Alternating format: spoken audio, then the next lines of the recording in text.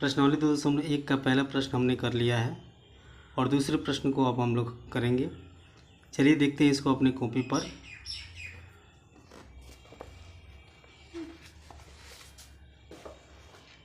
तो आप लोगों के सामने प्रश्नावली 2.1 प्रश्न संख्या 2, इसे दो टाइप से किया जाएगा। इस प्रश्न को दो टाइप से किया जाएगा, इसके लिए हमने प्रश्न को दो जगहों पे उतार लिया है। चलिए इसे हल करते हैं। पहला टाइप है और इसको हल करने के लिए सबसे पहले हम लोग प्रश्न को पढ़ते हैं। x/2 और -7 बराबर 15।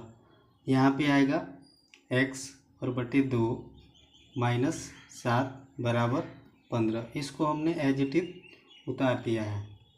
यहाँ पे ऐसे चिन्ह लगाएंगे या ऐसे या लिखेंगे।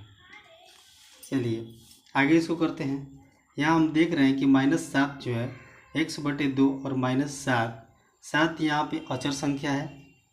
बराबर के इस साइड भी 15 अचर संख्या है, तो अचर संख्या को अचर संख्या के साथ रखेंगे, इसलिए इस -7 को बराबर के इस साइड भेजेंगे। जब बराबर के इस साइड इसको भेजेंगे तो ये माइनस का है और बराबर के इस साइड आकर के ये प्लस का हो जाएगा। तो चलिए x/2 और बराबर 15 और प्लस का 7, इस -7 को बराबर के इस साइड भेजा तो ये क्या हो गया, प्लस का 7। अब इसको जोड़ लेंगे, यहाँ लिखेंगे या x/2 और बराबर 15 और 7 को जोड़ेंगे तो कितना आएगा, 22। कितना आएगा, 22। यहाँ हम देख रहे हैं x और बटे में 2 है, 2 क्या है, बटे में है। बराबर के इस साइड अगर इसको भेजते हैं हम लोग तो ये क्या आ जाएगा, गुणे में। या हम लोग लिखेंगे या x क्या लिखेंगे, या और यहाँ आएगा x और बराबर का 22 और गुणे में 2।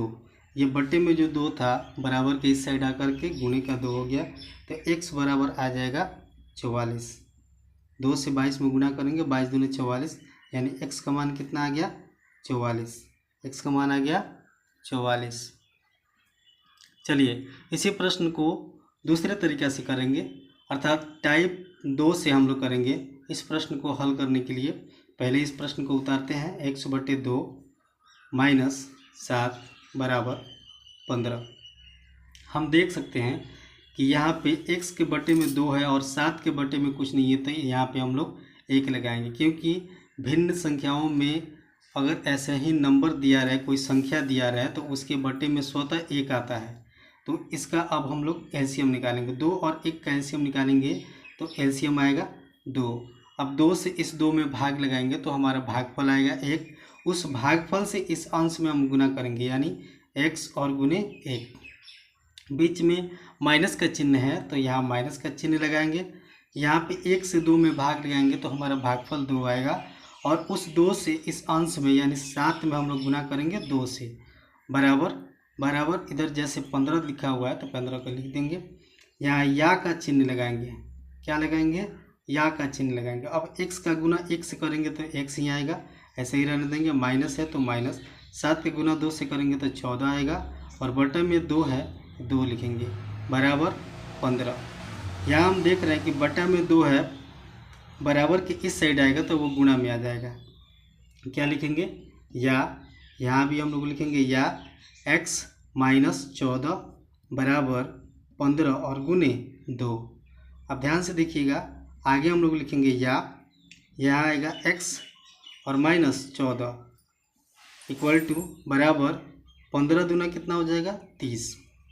आप ध्यान से देखिएगा तो यहाँ पे x के साथ -14 दिया हुआ है। बराबर के इस साइड हम लोग भेजेंगे, बराबर के इस साइड इसलिए भेजेंगे क्योंकि 14 अचर संख्या है, और बराबर के इस साइड 30 जो संख्या है वो भी अचर संख्या है।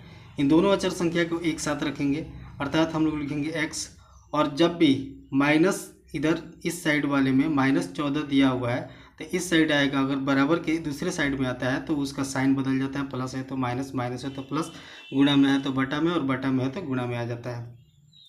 तो यहाँ पे -14 है, बराबर के इस साइड आएगा तो 30 और प्लस का 14 हो जाएगा। अब इसको जोड़ेंगे तो x बराबर हो जाएगा 30 और 14 जोड़ के 44। अर्थात दूसरे तरीके से भी करने से हमारे प्रश्न का उत्तर सेम आया है, यानी x का मान 44 आया है। इस प्रकार हमारा दूसरा प्रश्न भी हल हुआ।